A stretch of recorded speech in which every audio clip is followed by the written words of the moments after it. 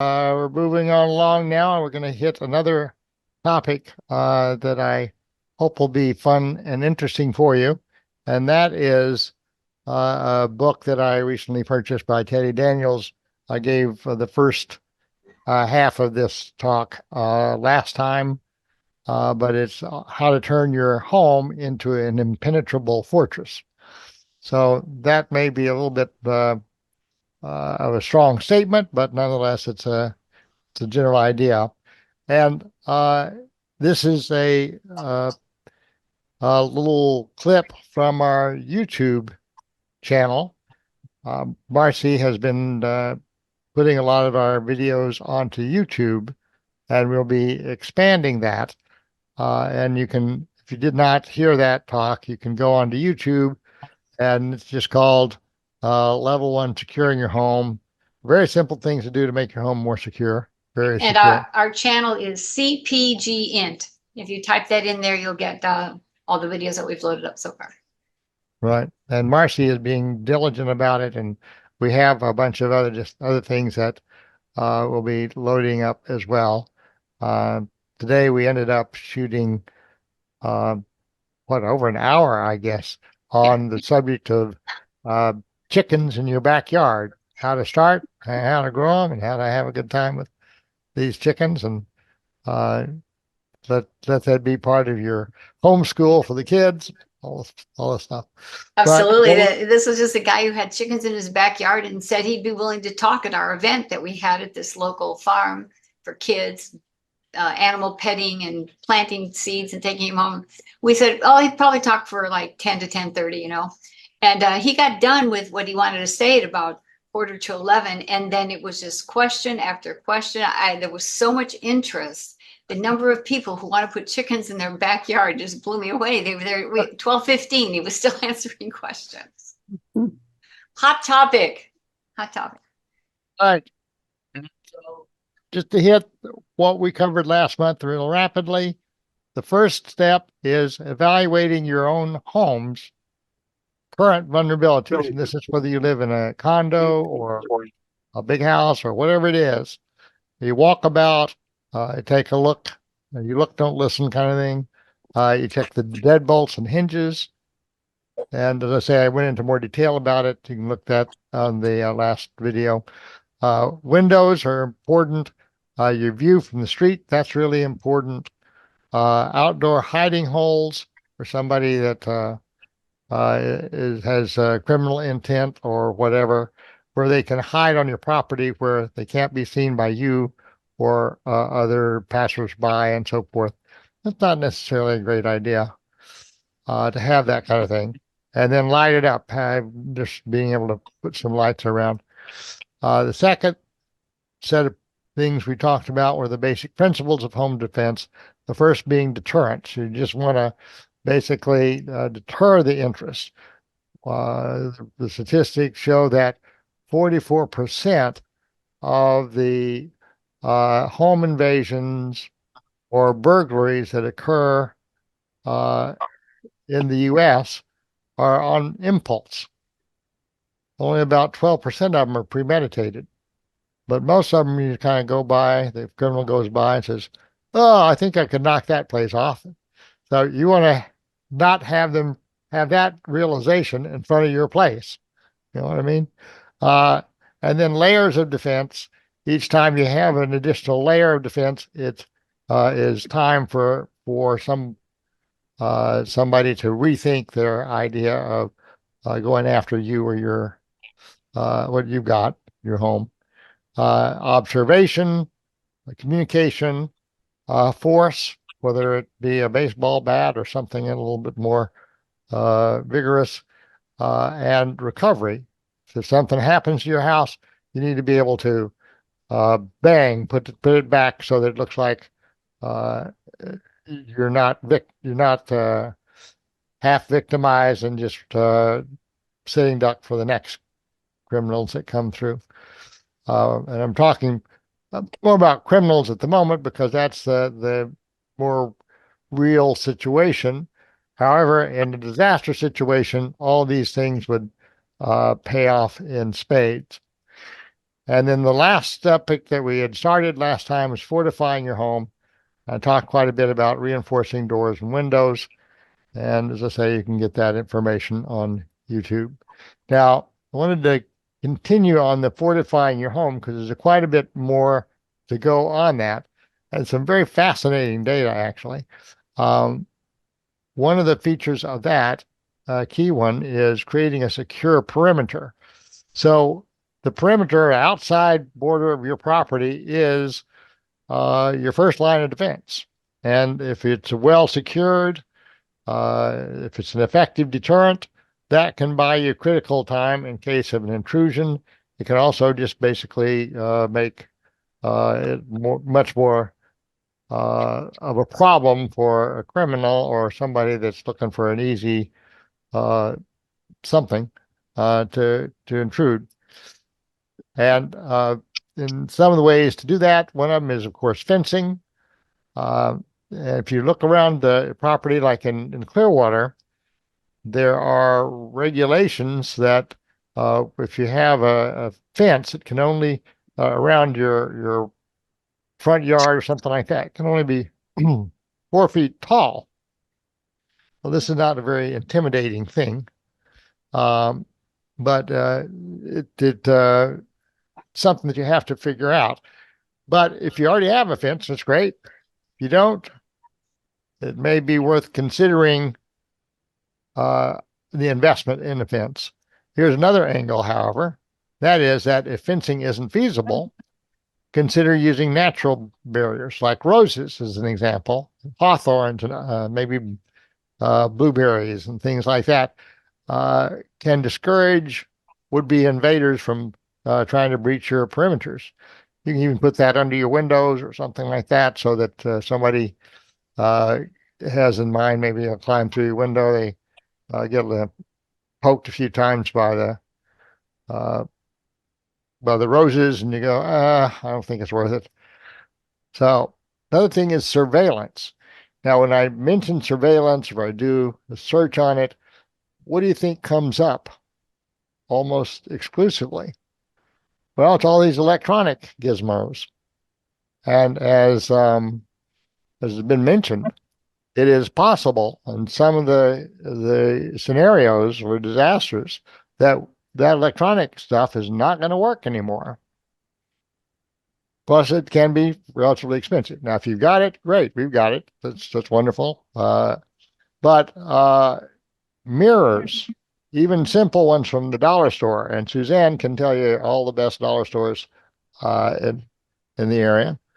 These can give you an expanded view around the corner and keep you one step ahead. And an EMP situation, as I mentioned, the traditional stuff is not going to work at all. So these mirrors can help you keep tab on your surrounding area. And here's an example of a mirror that just is out in the yard, and you can kind of see what's coming up and down the street and all that. They're dirt cheap too, and you can use anything reflective, even broken shards of a mirror, polished metal, even an old CD can work in a pinch. As a matter of fact, we use the old CDs as repellents for the deer out of the forest because the deer see this flashing object out there. They don't know what that is, and they stay away from it. But it can do you the service of being able to see the reflection of something. Sometimes the best warning system is a good old-fashioned noisemaker. And Suzanne was mentioning the dental floss. I think when Marcy and I gave out Christmas presents to the attendees of our CPG party this year, I threw in some dental floss into the thing, and people go, David's trying to help me save my teeth. Well, not really. I'm just saying you can attach that to an old tin can with some rocks in it on a couple of them on each end, or one on one end and one tied to the tree.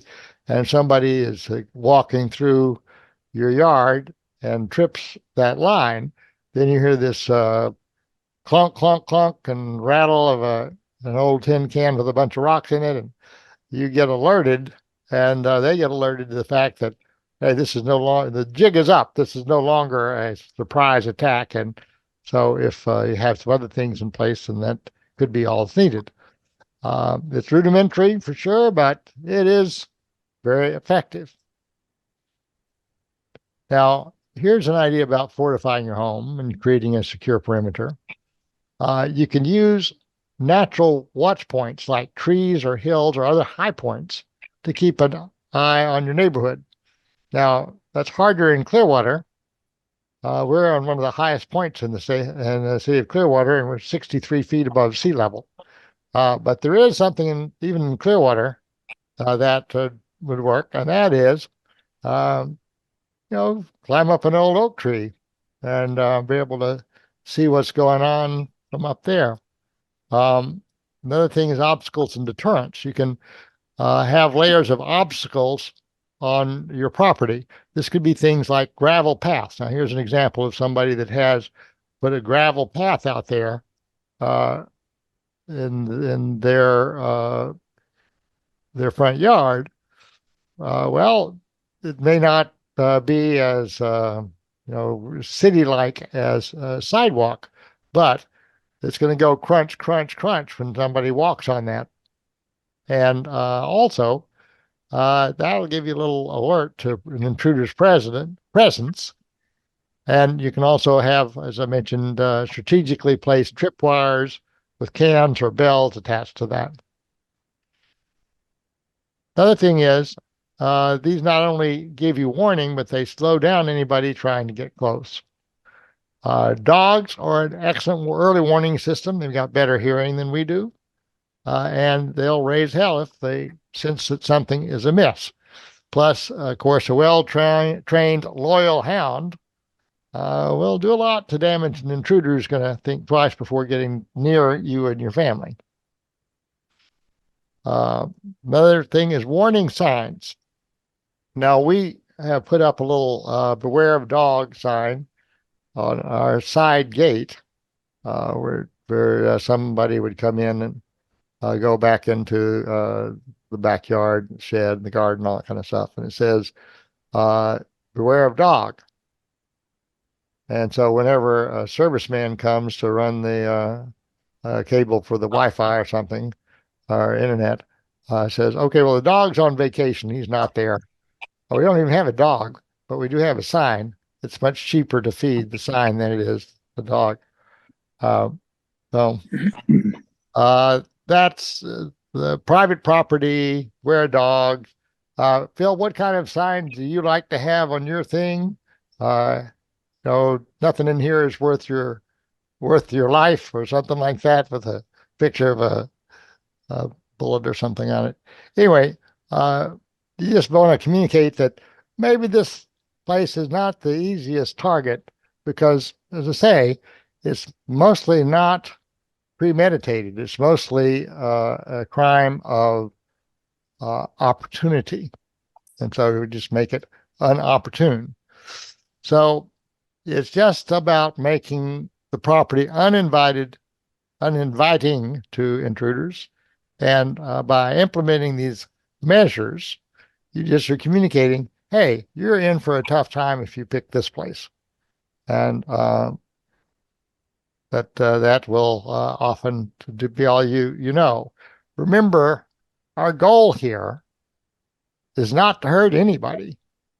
Our goal is just to prevent a breach of your defenses, breach of your property, and so forth, before it ever happens at all. So, any questions about this whole idea about fortifying your home and kinds of things that I'm recommending? I can answer your question. Ellen told me what you have. I had a sign on the back door of the patio, and said, it was a front sight sign, and had a target and said, nothing in this house is worth your life. Anyway, that was my warning sign. Picture of a rifle on it too. Yeah. So I thought that was pretty effective. All right. So here's a little bit, let's say that you've done all this stuff, but you still have some encroaching person or personality. There is something called a safe room, and this has pluses and minuses to it. The plus is that it's a place that you can go in a situation that offers some potential safety. There is the downside, however, of, well, you're in there and they're outside and you have no idea what they're doing or anything like that. So that's that's kind of the downside of it. But it is your last line of defense, and it's a fallback sanctuary when all else fails. Some people, like I would guess perhaps Phil, may prefer to stand and fight rather than resort to a safe room. But if you want one, here's how you do it. First of all, you got to choose the right room. It needs to be an inconspicuous part of the house. That wouldn't be the first place that a potential intruder would check. Ideally, there'd be no exterior window there, but it needs to be big enough to accommodate your family comfortably for a few hours or maybe even a couple of days. Next, you need to reinforce this room. That includes reinforcing the door with deadbolts and the walls, if possible, with ballistic rated paneling. And I did check this out, and it is relatively expensive proposition. I think the Kevlar panels that are like about the size of a big what do they call it? Just a big wall panel. Is about $600 last I checked. And so if you needed to have one that you're putting around, almost like putting the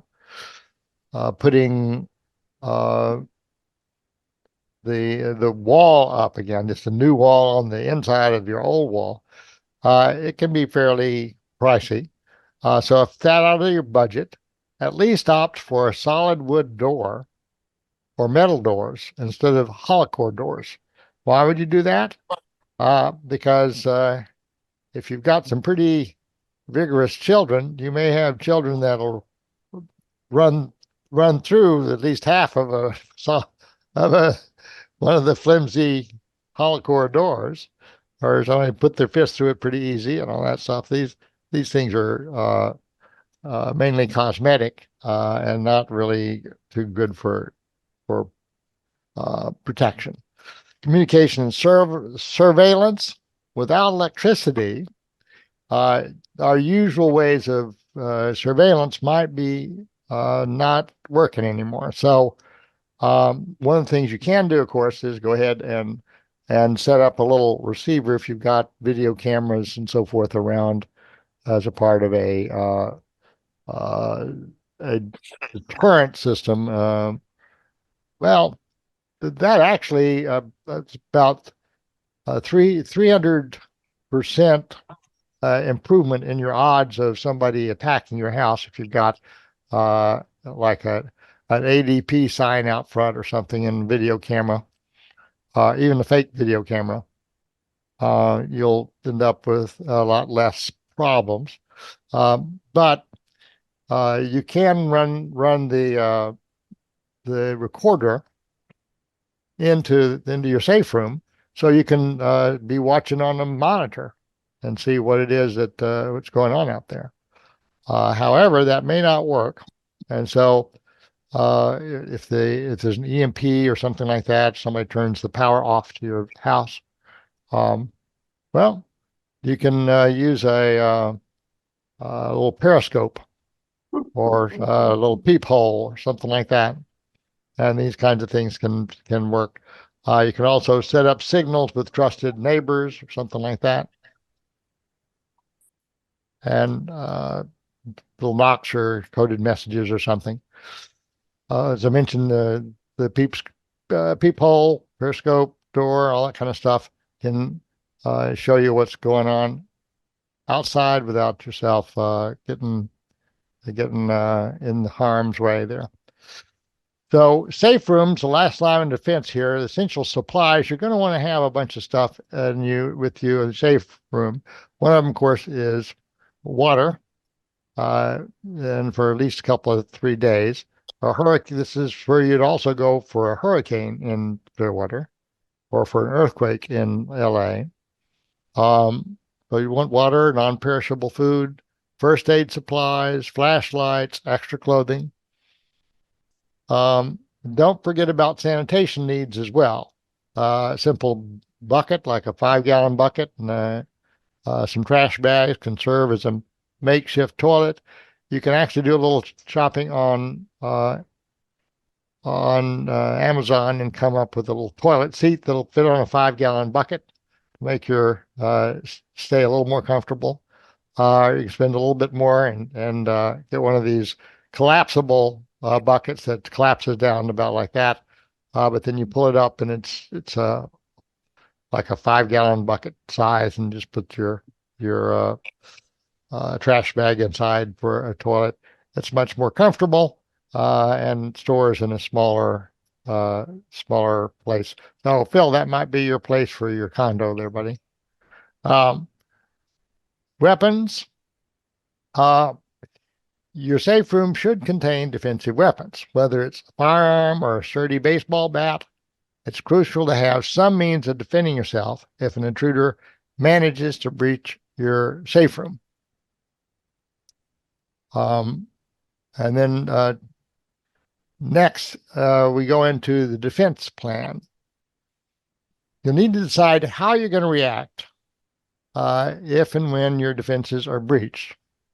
And by breached, I mean, let's say that somehow somebody manages to break into your space. Well, how likely is that? Well, I've just to kind of discuss this with you a little bit first. It's pretty in Florida. I think it's about 400 burglaries or home invasions per 100,000 people in the last year or so. Violent crimes of that nature have been declining for several years. You can look online and see a number of places where they say that there's 2.5 million such crimes in the U.S. a year. And almost all of those sites are tied to ADP and this company and that company that's trying to sell you a home security system. If you look at the more authoritative ones, it's not all that common, but still, you're talking about hundreds of thousands a year, and most times these crimes are now done during the day. Why that is, I'm not quite sure, but the criminals think that between noon and 4 o'clock seem to be the favorite hours for doing a little home invasion or burglary or something. That's especially the case if they think that you're not home. So if you have a car parked in the driveway or you have some other sign of life, then that may reduce it a bit. But it's important to recognize that if you've got this kind of situation in a criminal kind of activity, if you get into a disaster situation where people are starving and so forth, this kind of stuff is going to be far more frequent and likely. And so at that point, it's going to be important that you have thought this thing through and done a little bit of preparation like we've been talking about here. Because if you're going to bug out at home, you probably want to live to tell about it. And that includes basically being able to withstand whatever may come your way in an urban environment in that kind of circumstance. So one of the ways to look at it is I learned from a channel that is no longer on YouTube, which is the Tin Hat Ranch channel. The proprietor of that channel is just brilliant. But he had a situation where he was talking about you need to, first of all, figure out what kind of criminal there are you have in your neighborhood. You talk with a local cop, just getting communication, and you find out what kind of crimes do we have around here? What kind of criminal should I be concerned about? And then you'll find out, and you'll know what the best kind of thing to prep for would be. But one of the things that goes with that is how long is it going to take the criminal from his first entrance into your home? Normally, by the way, that's done by kicking in your front door. I covered how to handle that, how to avoid that with the last video that I did. But you want to handle that and make your door strong enough that one kick is not going to have him entered into your house. And then it's how long does it take a person from having kicked in your front door to arrive at your bedroom? And in his case, it was about 6 seconds. And then he said, okay, on the other end, let's say that I get waked up by the kick. How long is it going to take me to kind of to awake from a sound sleep to actually call 911 and get somebody on the phone and to be prepared to defend myself? And it's going to be more than 6 seconds. So while you may not be able to prevent somebody from coming in, the thing that you can do is you can delay the criminal at each step. So instead of knocking your door down and walking into your bedroom in 6 seconds, you have a stronger door situation, and bang, now it takes him 20 seconds or more to get through. Okay, well, that gives you a little bit more. You now got 26 seconds. And then if you have a solid core door on your bedroom that has a good deadbolt on it and a good hasp, and it's not going to be an easy kick in that door and there's nothing there. Well, that's another 20 seconds and so forth. So now you got 46 seconds to wake up, call the cops, and be prepared to defend yourself. And then you have to also take a look at how long does it take the police to respond to a crime being committed in your neighborhood. And in his neighborhood, it was about 6 minutes. That's a lot more than 46 seconds. And so you have to be able to survive those additional minutes. In our case here in Clearwater, I'm not sure what it is. I know in LA it was about 45 minutes. So you just got it on your own to a large degree in that scenario. Is that helpful to anybody to kind of get that thought process of, okay, well, let's just make things as difficult as possible for the criminal to come in and just take what they want. And hopefully that will happen without having to even create any harm, a hair on their head, as Ron says. So let me just finish off my thing here. So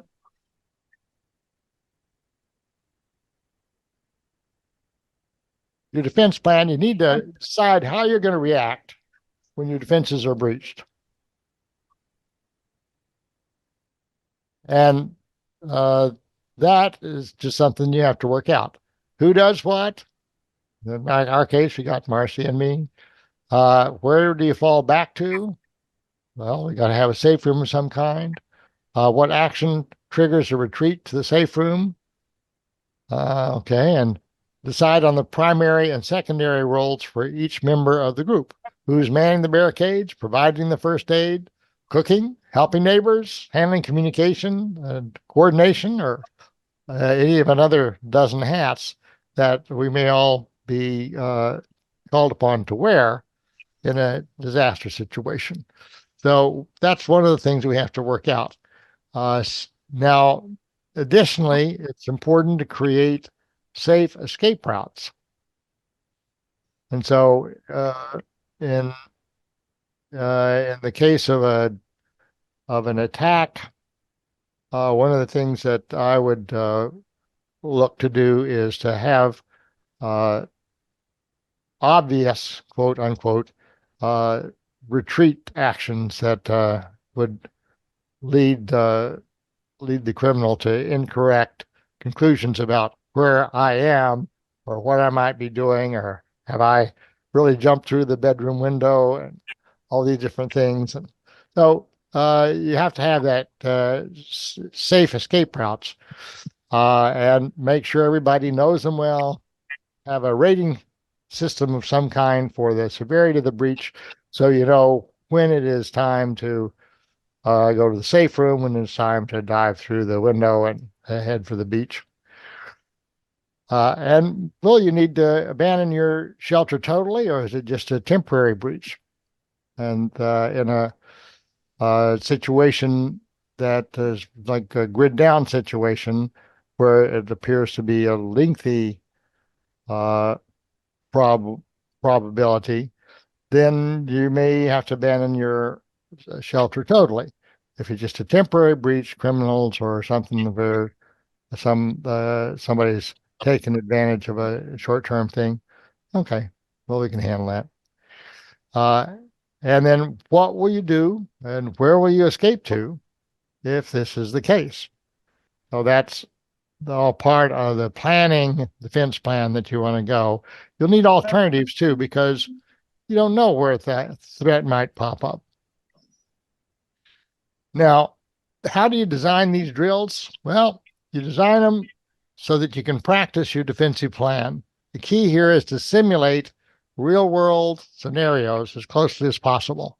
Here's an example of some people doing kind of a simulation of some disaster situation. So regular drills are really a must, because it could be a serious situation. You want to be able to reply to it with an appropriate response, an intelligent response, and that takes a little bit of work. Everybody needs to know their roles like the back of their hand, and that's not the time to try to do the two-way comm on which one of us should really do this. I don't want to do it, and I don't want to do it either. There you go. To run the drills, you got to run them regularly. Change scenarios. Sometimes you do one kind of scenario, sometimes another, and you drill them enough that they become second nature. And what and where you will escape to in these cases, you work those out. And then after it's done, you have some kind of a post-drill debrief. And you go, okay, what did we learn? You know, if it didn't go real well, or there were some flaws in it that could have gotten somebody killed, hey, it's a good thing to have that discussion and get a briefing on that, so that you know how to deal with it when it becomes a real scenario, if and when. And the key to successfully handling a breach is preparation and practice. This is what you do. So a plan is only as good as your ability to execute it under stress. So it's one thing to be on your couch. It's another thing to be in a really disaster loaded situation. So you've got to stay focused. The guide that I've given you here, and it'll be on YouTube, gives you the best possible chance of making it through. And you keep your wits about you. You trust in yourself. You trust in your team. When the lights go out, your mind is your own best defense, which is why we recommend that you put that in great condition as rapidly as you can. Stay strong. Over and out. And that's all I got. That was really fantastic, David Hand. Wow. A lot of work went into that. Thanks. Yeah, thank you, David. Oh, you're welcome. I hope it helps. And there are lots and lots of things that I've studied on the matter, because when we moved into our current house, we loved the house. It was perfect in a lot of ways. But it was just a sieve as far as a place where somebody could just break into, an 8-year-old kid with a broken baseball bat could get into our house in a dozen ways. It was a mess. So we've studied and done a lot to bring up the security here, and happy to help others do the same thing. Okay, All so right. for those people who don't have a dog, it would be good to make a recording of barking dog Yes. so that you can play when something is happening. Yeah. That's a Yeah. good idea. Very good Yeah. idea.